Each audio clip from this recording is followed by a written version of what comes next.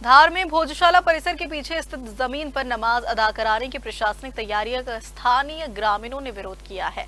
प्रशासन के साथ बैठक के बाद देर रात बड़ी संख्या में ग्रामीणों ने प्रदर्शन करते हुए दावा किया कि जिस जमीन को नमाज के लिए चिन्हित किया है वह उनकी पुश्तैनी कृषि भूमि है।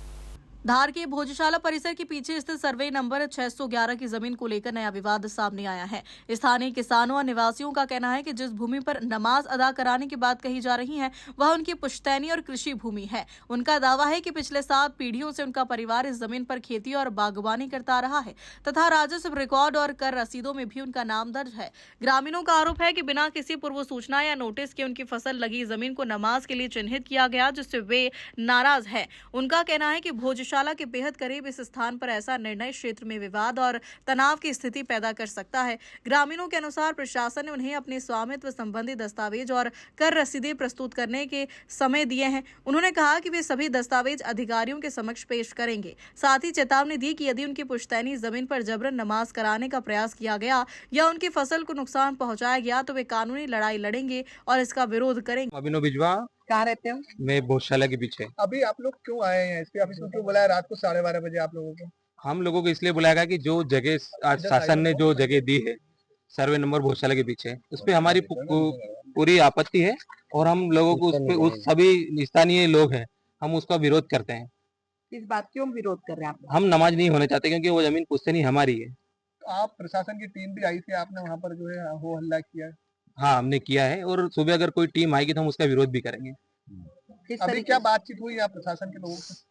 प्रशासन से बातचीत हुई है कि सुबह तक का समय दिया है हमको 12 बजे तक का, कि जो हमारे पास डॉक्यूमेंट है, हमारे पास जैसे टैक्स की रसीद है, हम इतने सालों से भरते आए, तो उन सबको हम प्रस्तुत करेंगे और जो हमारे से लीगल हो चुकेगा हम लीगल भी हम कुछ कानूनी कार्रवाई करेंगे। जिस जमीन पर आप खेती कर रहे हैं क्या उस जमीन की बात कर रहे हैं? जी सर। कौन खेती कर रहा है उसमें? हम सभी खेती कर रहे हैं। हम हमारा परिवार है, एक परिवार ये है और एक परिवार हम है। हमारा सालों से हम वहाँ पे निवास करते हैं, हम 7वीं पीढ़ी है। नाम बता दीजिए आप। अभिनव बिजवा, भोजशाला के पीछे धार। नागर। कहाँ रहते हो? भोजशाला के पीछे हम ही खेती करते, बगीचा मेरा ही है।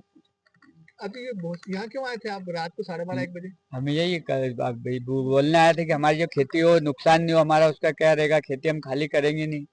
हमारे एकदम उन्होंने कोई आवेदन दिया नहीं, कुछ नोटिस दिया नहीं।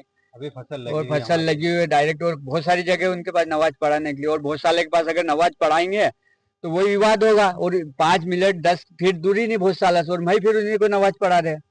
आगे आने स्थिति भोजशाला का गेट भी निकलता है बसंत पंचमी को उसी रास्ते से। ये तो पीछे का रास्ता, पीछे के रास्ते से तो बसंत उसी दिन तो भोजशाला सर्वे नंबर 610 पे 11 पे उसी रास्ते से भोजशाला का गेट निकलता, तो फिर उस पे कैसे आगे कोर्ट ने बोला है 596 नंबर पर जो दरगाह की जमीन है उस पर नमाज होगी। वो प्रशासन पे आ रही ना, प्रशासन तो 611 पे ना, 611 पे आप भी सुबह से 611 ही ढूंढ रहे थे। अच्छा, तो क्या चाहते हैं आप? हम चाहते हैं उस जगह पे नमाज नहीं होना, भोजशाला के बहुत करीब जगह है वो।